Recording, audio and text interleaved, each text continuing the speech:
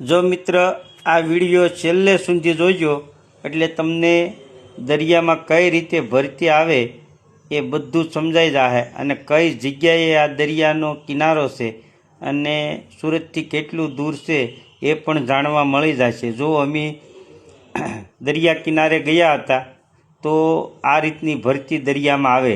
જો આવી ભરતી તમે ક્યારેય જોઈ છે? એક સરખું પાણી ચાલ્યું આવે ધીમે ધીમે ધીમે ધીમે, કોઈ મોજું નહીં, કોઈ વધારાની હલચલ નહીં।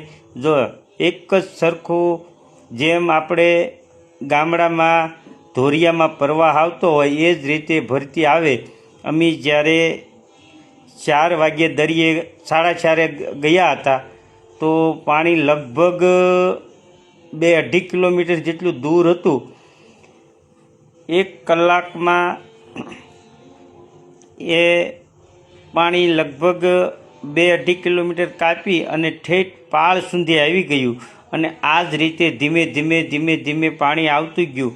અમે આગળ ચાલતા ગયા। એટલો મસ્ત કિનારો છે અને એટલી મજા આવે। જે કોઈને જવું હોય તે જરૂરથી એક વખત મુલાકાત લેજો। સારામાં સારો કિનારો છે અને ખૂબ મજા આવે। બાળકોને લઈને જાઓ તો પણ કોઈ જાતનો ડર નહીં લાગે, ડર લાગે એવું કંઈ છે જ નહીં અને બહુ સરસ કિનારો છે, મસ્ત કિનારો છે। તમારું આમ જોઈને દિલ ખુશ થઈ જાય। જો કઈ રીતે પાણી ચાલે છે, એટલું મસ્ત પાણી આવે છે। જેમ આપણે ધોરિયામાં પાણી આવતું હોય, આગળ મોટર કે મશીન ચાલુ કર્યું હોય અને આવતું હોય એ જ રીતે પાણી આવે છે। એટલે કોઈ પણ બાળકો હોય કે કોઈ પણ હોય ને કોઈ ડર નહીં લાગે।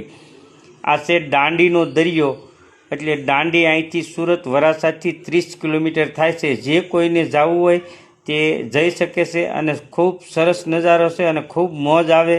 બાળકને પણ ખૂબ મજા આવી જાય એવો કિનારો છે। જય હિન્દ, જય